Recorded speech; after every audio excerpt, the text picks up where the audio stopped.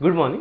तो next chapter start करते हैं। ये आपका जो चैप्टर है मैथमेटिक्स में का 12th स्टैंडर्ड में का सबसे इजी चैप्टर है, पूरा फुल स्कोरिंग चैप्टर है। मेंस में इसका एक क्वेश्चन आता है, सीईटी में 2 क्वेश्चन आते हैं और बोर्ड में भी इसका बहुत अच्छा वेटेज रहता है। तो बोर्ड में जो स्टूडेंट्स को पास होने के लिए चाहिए तो ये चैप्टर का यूज कर सकते हो आप, और जिनको स्कोर करना है वो भी आप ये अच्छे से करेंगे। मतलब 7-8 दिन में आपका ये चैप्टर खत्म हो जाएगा और बहुत ही सबसे इजी चैप्टर है ये, ठीक है। तो अब ये चैप्टर में क्या रहने वाला है, इसका नाम है मैथमेटिकल लॉजिक। मैंने यहाँ पे सिर्फ लॉजिक लिखा है, ठीक है। अब यहाँ पे ये चैप्टर में and, or, if and only if and then, ये जो सब वर्ड्स है, ये वर्ड्स का प्रॉपर यूज कैसे किया जाता है वो सीखने वाला है, ठीक है। जैसे कि आपको मैं एग्जांपल देता हूँ, x square plus y square equal to 0, ये एक आपका इक्वेशन है। X square plus y square equal to 0, तो यहाँ पे ये एक्स स्क्वायर आपका ऑलवेज पॉजिटिव है, वाई स्क्वायर भी आपका ऑलवेज पॉजिटिव है, and addition of 2 positive numbers equals to 0 आ रहा है। Addition of 2 positive numbers equals to 0। अब addition of 2 positive numbers equals to 0, तो ये केस में क्या हो जाएगा, बोथ द नंबर्स आर 0, दोनों नंबर्स आपके साइमल्टेनियसली 0 होने चाहिए। तो यहाँ पे ये वैल्यू आ जाएंगे आपके पास x इक्वल्स टू 0 एंड यहाँ पे एंड आएगा एंड y इक्वल्स टू 0, ठीक है, एंड y इक्वल्स टू 0। और एक एग्जांपल लेते हैं, x into y is equals to 0, मतलब आपको क्लियर हो जाएगा x into y is equals to 0। अब यहाँ पे प्रोडक्ट है, अब यहाँ पे अगर प्रोडक्ट है तो यहाँ से आप ये बोल सकते हो कि x इज इक्वल्स टू 0 और y इक्वल्स टू 0, ठीक है। मतलब मैंने यहाँ पे और का यूज किया। अब मैंने यहाँ पे एंड का यूज, यहाँ पे और का यूज क्यों किया? यहाँ पे भी मैं दोनों तरफ और यूज कर सकता था, दोनों तरफ एंड यूज कर सकता था, तो इसका दोनों का अलग अलग मीनिंग है। और का मीनिंग क्या रहता है कि दोनों में से कम एक तो भी 0 होना चाहिए, तभी आपका ये इक्वेशन सेटिस्फाई होगा। अगर दोनों 0 रहते हैं कोई प्रॉब्लम नहीं, पर दोनों में से एक तो भी 0 होना ही चाहिए। अब एंड का मीनिंग क्या रहेगा? एंड का मीनिंग क्या रहेगा? x equals to 0, y equals to 0, ये दोनों साइमल्टेनियसली 0 ही होनी चाहिए, दोनों ही 0 होनी चाहिए। अगर एक 0 है दूसरा 0 नहीं है तो नहीं चलेगा। एंड का मतलब है दोनों एग्जैक्टली 0 होने चाहिए साइमल्टेनियसली एक ही टाइम पे, तभी ये जो आपका इक्वेशन है, ये इक्वेशन आपका सेटिस्फाई हो जाएगा। तो ये and, or, if and only if and then, not, इसका सबका जो यूज है प्रॉपर मैथमेटिक्स में कैसे किया जाता है वो ये मैथमेटिकल लॉजिक में पढ़ने वाला है, ठीक है। अब ये पूरे चैप्टर का एक ओवरव्यू देने के लिए मैंने यहाँ पे एक छोटा सा एग्जांपल लिया आपके लिए, इंटरेस्टिंग एग्जांपल है बहुत, ठीक है।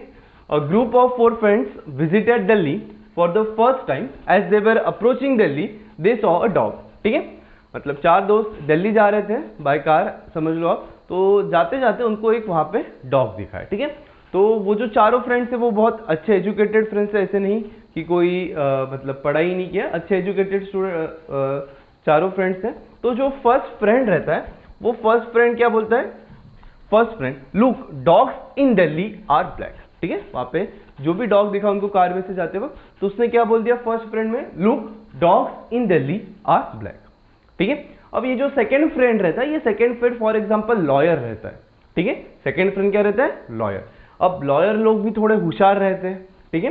तो ये जो फर्स्ट फ्रेंड था, इसको सेकंड फ्रेंड ने, जो लॉयर था, उसको करेक्ट कर लिया। उसने क्या बोला? Some dogs in Delhi are black, ठीक है। Some dogs in Delhi are black, क्योंकि उन्होंने दिल्ली के सभी डॉग्स देखे थे क्या? नहीं, उन्होंने दिल्ली का सिर्फ एक ही कुत्ता देखा था, एक ही डॉग देखा था, बराबर है। तो look dogs in Delhi are black, तो उसने क्या कर दिया था फर्स्ट फ्रेंड ने? एक ही डॉग पे से अज्यूम कर लिया था कि सभी जो डॉग्स है दिल्ली के वो ब्लैक है। पर वो जो लॉयर फ्रेंड था वो थोड़ा सा इंटेलिजेंट था, उसका आईक्यू लेवल भी अच्छा था, तो उसने फर्स्ट फ्रेंड को करेक्ट कर लिया। Some dogs in Delhi are black, मतलब सम डॉग्स, कुछ डॉग्स दिल्ली में के ब्लैक है, ठीक है। अब ये जो थर्ड फ्रेंड था, ठीक है, ये थर्ड फ्रेंड भी बहुत होशियार था, ये एक इंजीनियर था। अब थर्ड फ्रेंड इंजीनियर था, तो इसने सेकंड फ्रेंड को करेक्ट कर लिया, ठीक है, सेकंड फ्रेंड को करेक्ट कर लिया।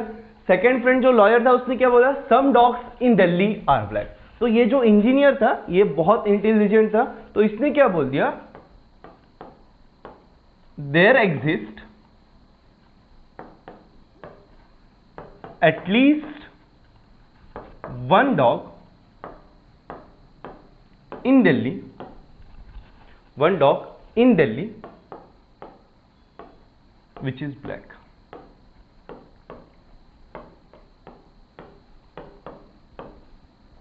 ठीक है, थर्ड फ्रेंड ने क्या बोल दिया, मतलब फर्स्ट और सेकेंड फ्रेंड को उसने करेक्ट कर लिया। उसने क्या बोला, देयर एग्जिस्ट, वहां पे कम से कम एक डॉग जो है दिल्ली में का वो ब्लैक है। There exist at least one dog in Delhi which is black, मतलब कम से कम एक डॉग, क्योंकि वो डॉग आपने देखा ही था जाते जाते।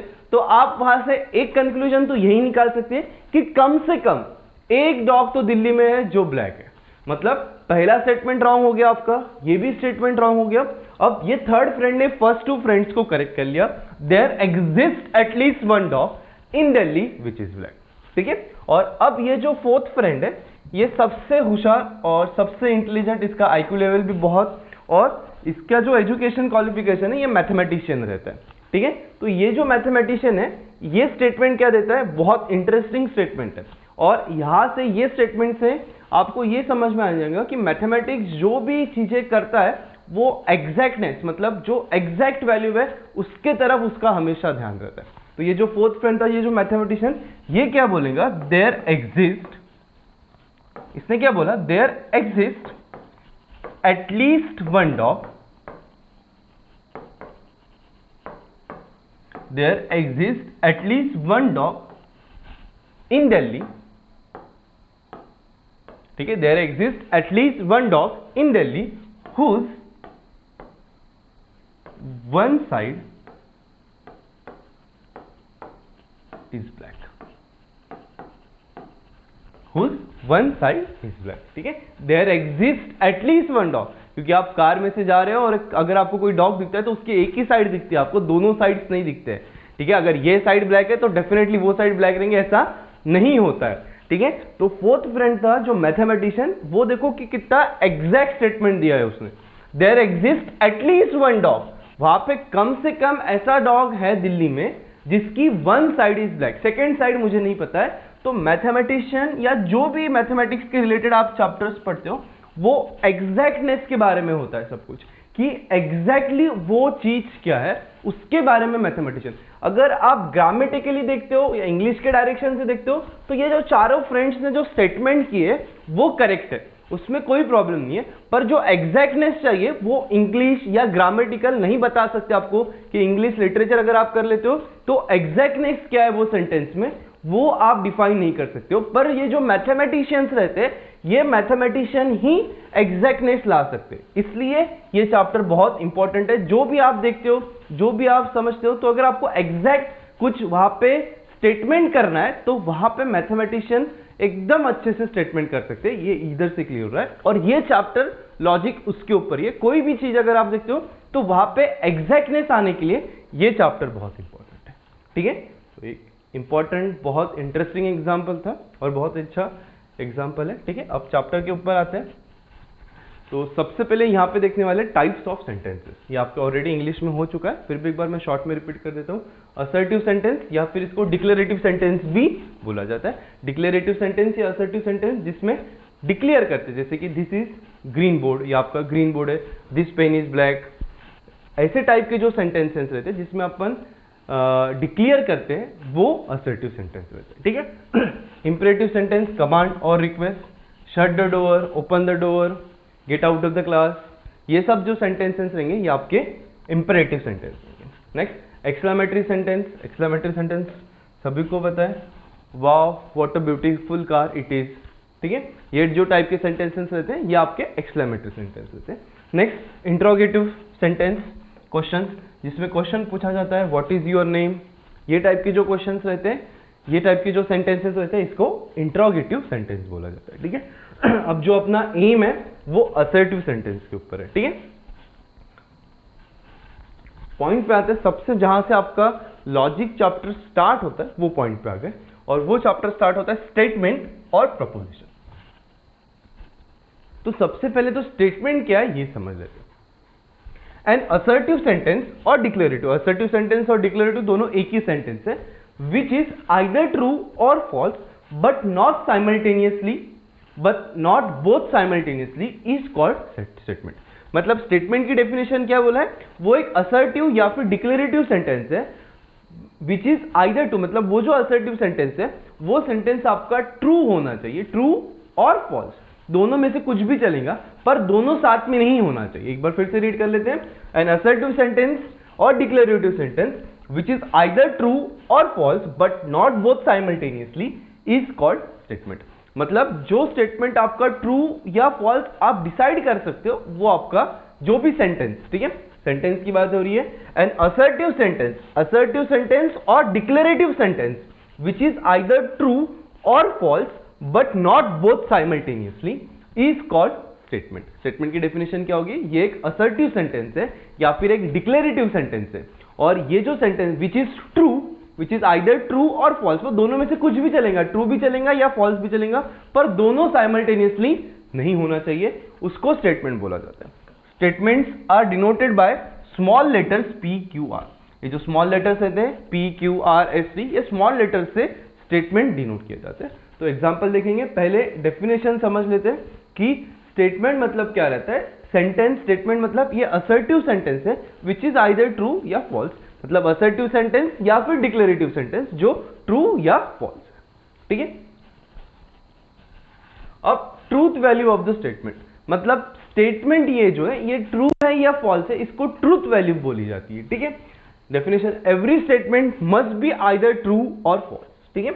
एवरी स्टेटमेंट, हर कोई भी स्टेटमेंट अगर आप लेते हो वो ट्रू या फॉल्स होना चाहिए, ठीक है। स्टेटमेंट की डेफिनेशन क्या है, it is an assertive sentence. Statement एक सेंटेंस ही है, पर वो सेंटेंस एक तो ट्रू होना चाहिए या फिर फॉल्स होना चाहिए, दोनों साइमल्टेनियसली नहीं चलेगा, ठीक है। अब truth value of the statement, तो जो स्टेटमेंट रहता है वो डेफिनेटली एक तो ट्रू रहेगा या फॉल्स रहेगा, उसके डेफिनेशन पे से आपने देख लिया।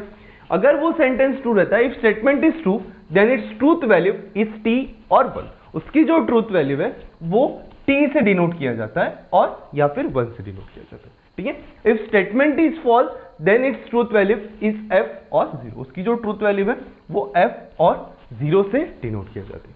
इफ स्टेटमेंट इज फॉल्स, अगर स्टेटमेंट आपका फॉल्स है then its truth value is F or 0, ठीक है। अब कुछ एग्जांपल्स देखते हैं। तो कोई भी स्टेटमेंट, कोई भी सेंटेंस अगर स्टेटमेंट है या नहीं है वो डिसाइड करने के लिए आप सबसे पहले वो चेक करो कि वो ट्रू है या फॉल्स है, ठीक है।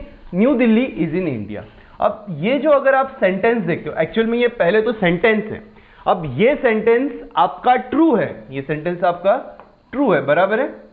कोई भी सेंटेंस अगर आपको चेक करना है कि वो स्टेटमेंट है क्या, ठीक है, तो सबसे पहले चेक करो कि ये जो सेंटेंस है ये सेंटेंस ट्रू है क्या। Obviously new Delhi is in India बराबर है, ये स्टेटमेंट, ये सेंटेंस आपका ट्रू हो गया। अगर ये सेंटेंस आपका ट्रू हो गया तो ये स्टेटमेंट रहेगा, ठीक है। जो भी सेंटेंसेस ट्रू हो जाते हैं या फिर फॉल्स रहते हैं वो स्टेटमेंट रहेंगे, ठीक है। अब second, every rectangle is square, तो ये जो सेंटेंस है ये सेंटेंस आपका ट्रू है या फॉल्स है, इसके बारे में सोचते हैं। एवरी रेक्टेंगल इज स्क्वायर, ये थोड़ा सा उल्टा हो गया, एवरी स्क्वायर इज रेक्टेंगल होना चाहिए, तो मतलब ये जो आपका सेंटेंस है ये सेंटेंस आपका फॉल्स है, ठीक है। अब ये सेंटेंस आपका फॉल्स है तो आपकी स्टेटमेंट की डेफिनेशन क्या है, an assertive sentence which is either true और false but not both simultaneously true और फॉल्स, दोनों साइमल्टेनियसली ट्रू और फॉल्स नहीं होने चाहिए। तो every rectangle is a square, ये सेंटेंस आपका फॉल्स है, ये सेंटेंस आपका फॉल्स है, इसलिए ये स्टेटमेंट हो गया, इसलिए ये स्टेटमेंट हो गया। स्टेटमेंट कैसे डिसाइड करते हो आप, वो सेंटेंस चेक करो ट्रू है या फॉल्स है, अगर ट्रू है तभी भी वो स्टेटमेंट रहेगा, फॉल्स है तभी भी वो स्टेटमेंट रहेगा, ठीक है। शट द डोर, अब शट द डोर ये एक सेंटेंस है, ये सेंटेंस आप डिसाइड कर सकते हो क्या ट्रू है या फॉल्स है, नहीं। शट द डोर ये तो ट्रू फॉल्स डिसाइड कर ही नहीं सकते, अब ये कर नहीं सकते तो ये आपका सेंटेंस हो गया, ठीक है। ये क्या हो गया आपका सेंटेंस, ये स्टेटमेंट नहीं रहेगा, ये स्टेटमेंट नहीं रहेगा, यहां पे लिख लेता हूं, ये स्टेटमेंट नहीं रहने वाला, ठीक है, ये सेंटेंस है। हाउ आर यू, अब हाउ आर यू ये स्टेटमेंट है या सेंटेंस है, अगर आपको डिसाइड करना है कोई भी सेंटेंस, अगर आपको डिसाइड करना है कि वो स्टेटमेंट है क्या, तो उसके चेक करो कि वो ट्रू है या फॉल्स है। अब हाउ आर यू, ये आप डिसाइड कर सकते हो क्या ये सेंटेंस है या स्टेटमेंट है। अगर आप अच्छे से ऑब्जर्व करते तो आप डिसाइड नहीं कर सकते, इसलिए ये सेंटेंस है। क्या ये सेंटेंस रहेगा, ये स्टेटमेंट नहीं रहेगा, क्योंकि आप ये डिसाइड नहीं कर सकते हो। पहला जो स्टेटमेंट है आपका, new Delhi is in India, ये ट्रू है, ये ट्रू है इसलिए ये स्टेटमेंट है। ठीक है, एवरी रेक्टेंगल इज स्क्वायर, ये फॉल्स है इसलिए ये स्टेटमेंट है। कोई भी सेंटेंस जो ट्रू और फॉल्स रहता है वो स्टेटमेंट हो जाता है। ठीक है, sun rises in the west, ठीक है, sun rises in the west, sun rises in the west, तो ये जो आपका सेंटेंस है ये सेंटेंस आपका फॉल्स है, बराबर है। Sun rises in the east रहता है पर यहाँ पे वेस्ट लिखा है, इसका मतलब ये जो आपका सेंटेंस है ये सेंटेंस फॉल्स है। अब ये सेंटेंस फॉल्स है इसलिए क्या हो जाएगा, ये आपका स्टेटमेंट हो जाएगा। ये क्या हो जाएगा, इसलिए ये स्टेटमेंट हो जाएगा। ठीक है, next, x plus 2 is equals to 5, x plus 2 is equals to 5, ये चेक करते हैं अब x plus 2 is equals to 5, तो कुछ वैल्यूज के लिए ये ट्रू है, कुछ वैल्यूज के लिए ये फॉल्स है। तो आप ये डिसाइड कर सकते हो क्या, जैसे कि x इक्वल्स टू 3 के लिए ट्रू है पर x इक्वल्स टू 4 के लिए फॉल्स है, तो आप ये डिसाइड नहीं कर सकते कि ये ट्रू है या फॉल्स है, इसलिए ये सेंटेंस रहेगा। इसलिए क्या रहेगा आपका, ये सेंटेंस रहने वाला है। आपको एग्जैक्ट पता होना चाहिए कि ये ट्रू है और ये फॉल्स है। अगर वो ट्रू या फॉल्स दोनों में से कुछ भी रहता है तो वो स्टेटमेंट हो। दोनों साइमल्टेनियसली नहीं होने चाहिए, जैसे कि कुछ x की वैल्यूज के लिए ये ट्रू है, कुछ x की वैल्यूज के लिए ये फॉल्स है, तो ये गलत हो जाएगा। ठीक है, ही इज क्रिकेटर। अब ये डिपेंड करता है कि ही कौन है। बहुत सारे लोग क्रिकेटर रहते हैं, कुछ लोग क्रिकेटर नहीं रहते, तो ऑब्वियसली वो ही पे डिपेंड करेगा, वो मेंशन नहीं किया गया है, तो ये भी आपका सेंटेंस हो जाएगा। ठीक है, तो बहुत इजी डेफिनेशन, ऐसा कोई कॉम्प्लिकेटेड नहीं है, बस आप वहां पे चेक करो कि वो जो सेंटेंस है वो ट्रू है या फॉल्स है। अगर ट्रू या फॉल्स दोनों में से कुछ भी रहता है तो वो स्टेटमेंट हो जाएगा। ठीक है, नेक्स्ट, ओपन सेंटेंस, सेंटेंस है यहाँ पे ये ओपन सेंटेंस। अब ओपन सेंटेंस क्या रहता है वो देख लेते हैं। N open sentence is a sentence whose truth value can vary according to some conditions which are not stated in the sentence. ठीक है, an open sentence is a sentence whose truth value can vary according to some conditions. जैसे कि example लेते हैं, x plus 3 is equals to 6। ठीक है, इसकी जो ट्रूथ वैल्यू है वो डिपेंड करती है x के ऊपर, मतलब ये वेरिएबल के ऊपर।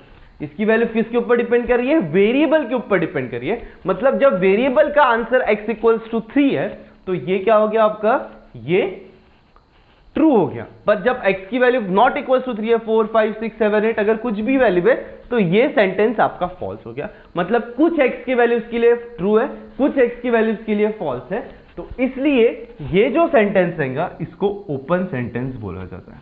क्या बोला जाता है इसको, ओपन सेंटेंस।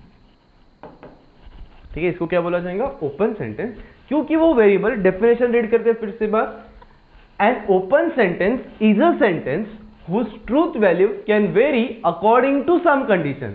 कुछ कंडीशंस के ऊपर इसकी ट्रूथ वैल्यू चेंज हो रही है। मतलब x इक्वल्स टू 3 के वक्त ट्रू आ रहा है पर x इक्वल्स टू 4 के वक्त इसका आंसर फॉल्स आ रहा है, तो ये जो आपका स्टेटमेंट है ये आपका ओपन सेंटेंस रहेगा। ठीक है, जैसे कि पहले, इसके पहले एक अपन देखा, ही इज अ क्रिकेटर, तो ये ही पे डिपेंड करता है कि ही कौन है। जैसे बहुत सारे लोग क्रिकेटर रहते हैं, बहुत सारे लोग क्रिकेटर नहीं रहते, तो ये ही के ऊपर के वेरी हो रहा है, तो ये जो सेंटेंस है ये सेंटेंस भी आपका ओपन सेंटेंस रहेगा। ओपन सेंटेंस रहेगा, ये क्या हो जाएगा आपका, ओपन सेंटेंस हो जाएगा। ठीक है, ही इज अ क्रिकेटर, ये आपका ओपन सेंटेंस हो जाएगा। ठीक है, तो ओपन सेंटेंस की डेफिनेशन समझ में आ गई। बस वहां पे जैसे कि ये बेस्ट एग्जांपल आपको याद रखने के लिए, वेरिएबल रहता है, अगर कुछ x की वैल्यूज के लिए उसका आंसर ट्रू आता है, कुछ x की वैल्यूज के लिए उसका आंसर फॉल्स होता है, तो ऐसे जो सेंटेंसेस रहते हैं उसको स्टेटमेंट बोला जाता है। ठीक है, नेक्स्ट, सिंपल स्टेटमेंट।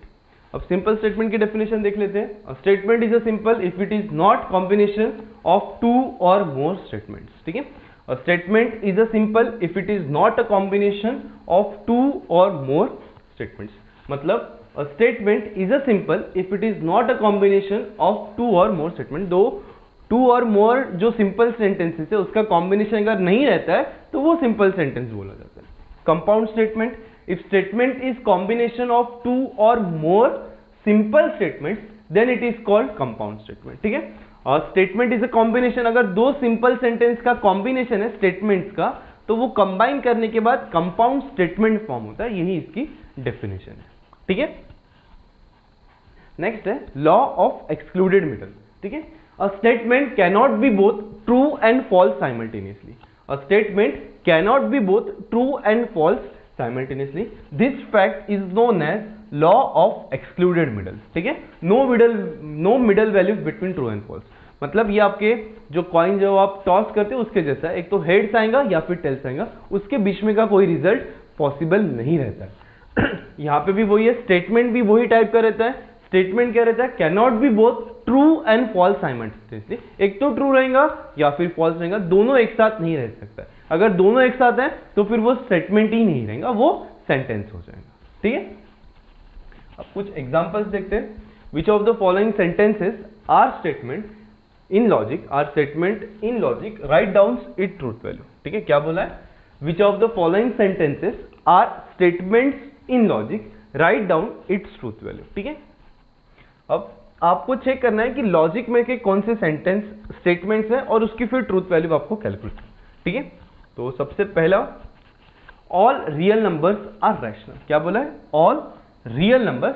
स्टेटमेंट अगर आपको चेक करना है तो सबसे पहले चेक करो ट्रू है या फॉल्स है। अगर ट्रू या फॉल्स में से दोनों कुछ भी रहता है तो वो स्टेटमेंट हो जाएगा। All real numbers are rational, all real numbers are rational. ये ट्रू है क्या, नहीं, ये ट्रू नहीं है। ऑल रियल नंबर्स ये रैशनल नहीं रह सकते, तो ये फॉल्स है। अब ये फॉल्स है इसलिए ये स्टेटमेंट हो जाएगा, और फिर इसकी ट्रूथ वैल्यू क्या हो जाएंगे, ट्रूथ वैल्यू इसकी फॉल्स हो जाएगी। ठीक है, ये स्टेटमेंट आपका फॉल्स है इसलिए वो स्टेटमेंट है। ठीक है, next, zero is complex number. Zero आपका कॉम्प्लेक्स नंबर है क्या, यस। जीरो को क्या लिख सकते हो आप, जीरो प्लस जीरो है, तो जीरो आपका कॉम्प्लेक्स नंबर है। मतलब ये जो आपका सेंटेंस है, ये सेंटेंस आपका ट्रू है, और ये सेंटेंस ट्रू है इसके लिए ये स्टेटमेंट है। ठीक है, all real numbers are rational, ये सेंटेंस आपका फॉल्स था, ये फॉल्स होने की वजह से वो स्टेटमेंट हो गया। Zero is a complex number, ये जो आपका सेंटेंस है ये सेंटेंस आपका ट्रू है, और ये सेंटेंस ट्रू है इसलिए वो स्टेटमेंट हो गया। ठीक है, next, pi is equals to 22/7। ये जो स्टेटमेंट है, ये जो सेंटेंस है, ये ट्रू है क्या, पाई इज इक्वल्स टू 22/7 रहता है क्या, नहीं। Pi is approximately equals to 22/7, तो ये फॉल्स है। अब ये फॉल्स है इसलिए ये स्टेटमेंट हो जाएगा। ठीक है, कोई भी सेंटेंस जो ट्रू या फॉल्स रहता है वो क्या होता है आपका, ट्रू या फॉल्स रहता है, तो वो स्टेटमेंट हो जाता है। ठीक है, x इज ग्रेटर देन 5। ठीक है, x इज ग्रेटर देन 5, तो अगर आप यहां पे ऑब्जर्व करते हो, जब x की वैल्यू ग्रेटर देन 5 है, for example x is equals to 6, x 7, 8, 9, 10, उसके लिए ये इनइक्वालिटी ट्रू है। पर जब x की वैल्यू लेस देन 5 है तो ये इनइक्वालिटी ट्रू आ रही है क्या, 4, 3, 2, 1 के लिए, नहीं, ये इनइक्वालिटी ट्रू। मतलब यहां पे क्या हो रहा है, ये x आपका वेरिएबल है, कुछ x के वैल्यूज के लिए इसका आंसर ट्रू आ रहा है, कुछ x के वैल्यूज के लिए इसका आंसर फॉल्स आ रहा है, तो इसको क्या बोला जाता है, इसको बोला जाता है ओपन सेंटेंस।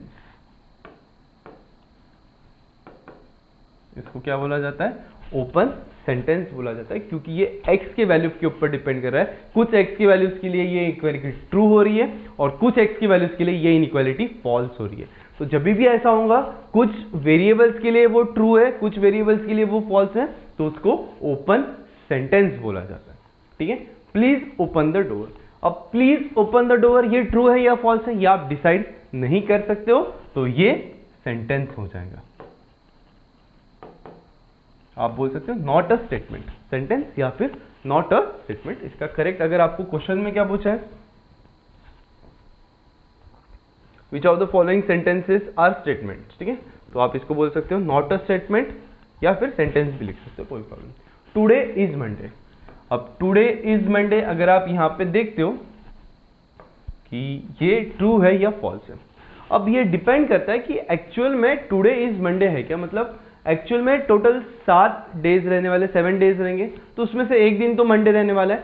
जिस मंडे के दिन अगर आप ये रीड करते हो टुडे इज मंडे, तो ये ट्रू है, बराबर है। अगर आप ये मंडे के दिन रीड करते हो तो ये ट्रू है, पर मैं अगर वेडनेसडे या थर्सडे या फ्राइडे के दिन रीड करता हूं तो ये क्या हो जाएगा, फॉल्स हो जाएगा। मतलब ये फिर से क्या हो रहा है, कभी ट्रू हो रहा है कभी फॉल्स हो रहा है। 7 दिन में से 1 दिन ट्रू हो रहा है, 6 दिन फॉल्स हो रहा है, मतलब ये वेरिएबल हो गया। अब ऐसा जब भी होता है कुछ वैल्यूज के लिए फॉल्स कुछ वैल्यूज के लिए ट्रू, तो वो क्या हो जाता है, ओपन सेंटेंस हो जाता है। ठीक है, मतलब अगर आप ये वीडियो मंडे को देखेंगे तो ये स्टेटमेंट, ये सेंटेंस आपका ट्रू हो जाएगा, तो फिर ये स्टेटमेंट। पर अगर आप ये Tuesday, Wednesday, Thursday, Friday, Saturday, Sunday को देखते हो, कोई भी बाकी के जो 6 दिन है उसमें से, तो ये जो स्टेटमेंट है, ये जो सेंटेंस है, ये सेंटेंस आपका फॉल्स हो जाएगा। मतलब कुछ दिनों के लिए ये फॉल्स है, कुछ दिनों के लिए ये ट्रू है, तो ये आपका वेरिएबल है, इसलिए ये ओपन सेंटेंस है। ठीक है, नेक्स्ट 5 + 6 = 10, ये ट्रू है क्या, नहीं ये ट्रू नहीं, ये फॉल्स है। ठीक है, ये क्या हो गया आपका, ये फॉल्स हो गया। अब ये फॉल्स है इसलिए ये स्टेटमेंट है। ठीक है, ये 5 + 6 = 10, ये कंफर्म पता है सभी को कि ये फॉल्स है, ये फॉल्स है इसलिए ये स्टेटमेंट हो गया। ये आपका मैथमेटिकल स्टेटमेंट बोला जाता है। ठीक है, Kapil Dev is a greatest mathematician. ठीक है, Kapil Dev is greatest mathematician.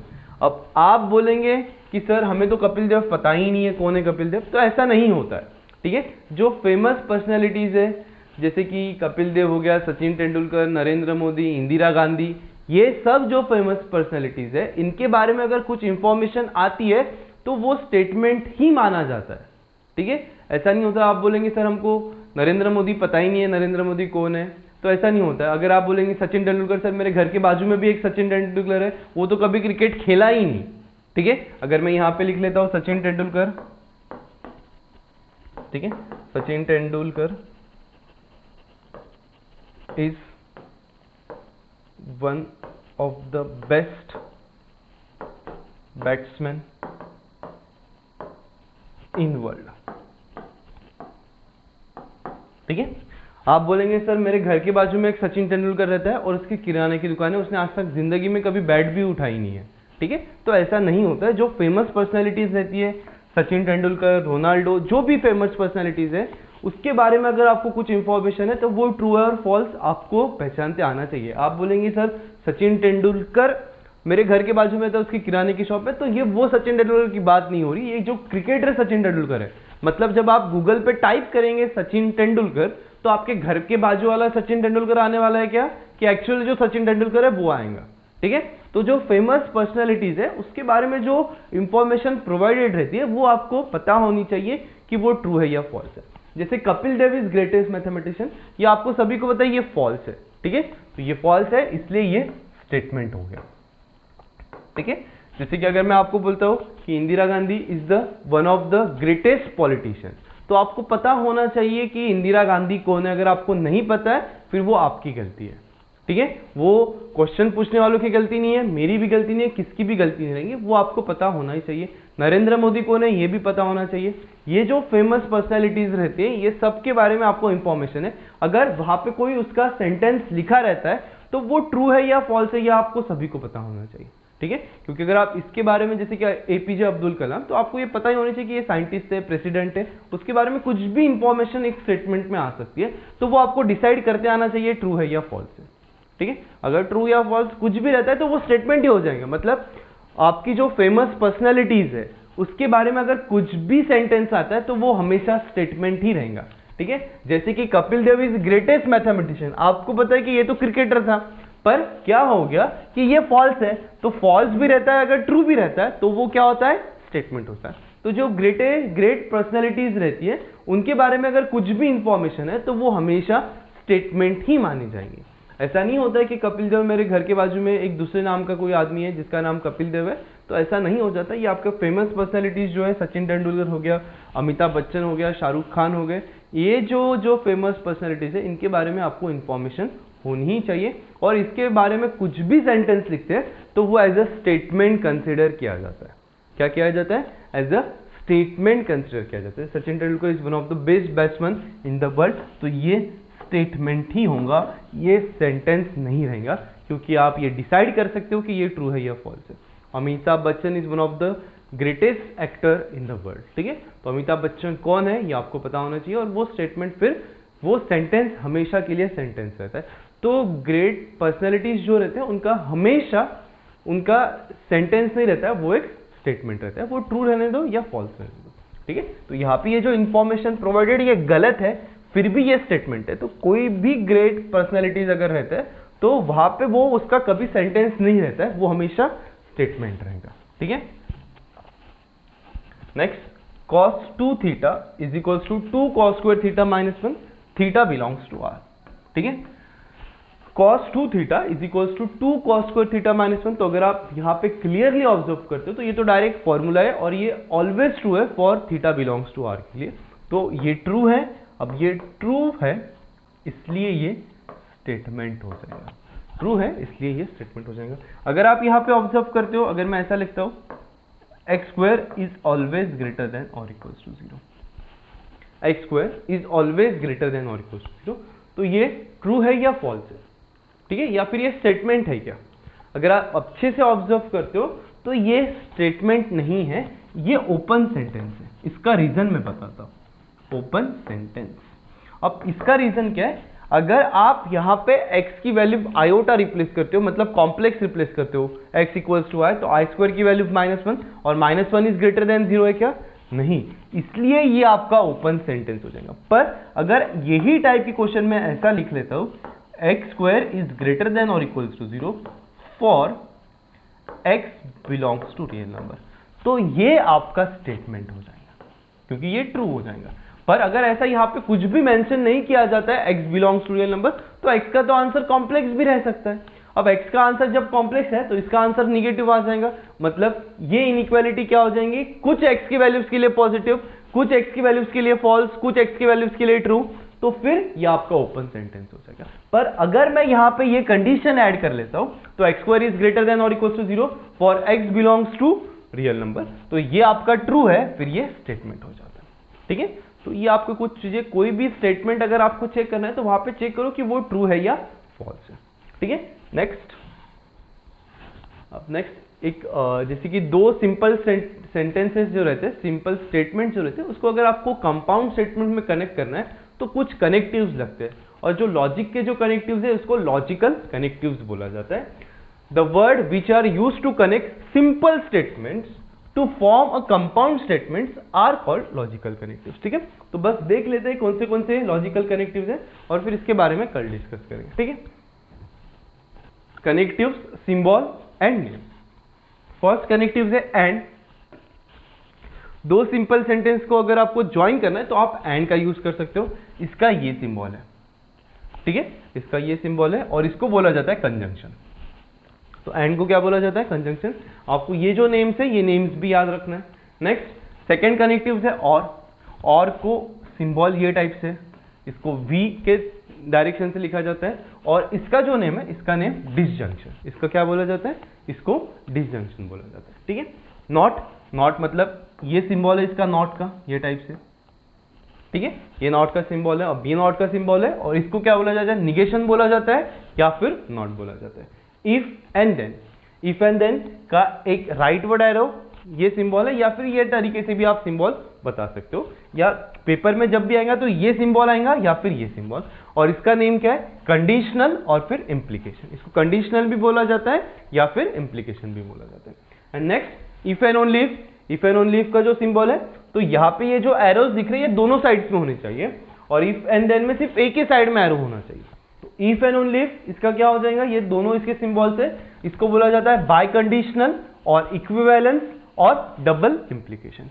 Bye conditional, equivalence और डबल इंप्लीकेशन। तो वो सिंपल स्टेटमेंट्स आप कंपाउंड स्टेटमेंट में कैसे क्रिएट करते हो, उसके ट्रूथ वैल्यू क्या है, वो नेक्स्ट लेक्चर में देखेंगे। और इसके जो नोट्स है, नोट्स में आपको प्रोवाइड करूंगा पीडीएफ के फॉर्मेट में, तो आपके व्हाट्सएप ग्रुप पे सेंड कर दूंगा, ठीक है। Thank you.